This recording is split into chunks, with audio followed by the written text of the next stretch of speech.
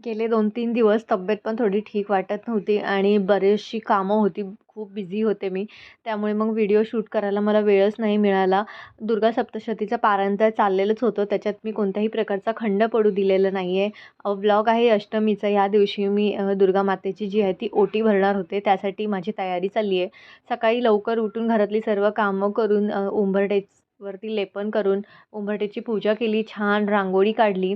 देवाची फुलं बदलली आणि ओटीसाठी लागणारं सर्व साहित्य घेतलं आणि जिथे दुर्गा माता बसलेली आहे, विराजमान झाली आहे, तिथे ओटी भरण्यासाठी आली होते आणि जिथे आली होती तिकडे आज होमसुद्धा होता. म्हणजे अष्टमी आणि नवमीला होम असतो, तर तिकडे होमासाठी जे साहित्य असतं ते सुद्धा मी त्याच्यामध्ये घातलेलं आहे. मंत्र म्हटले आणि हळदी-कुंकू लावलं.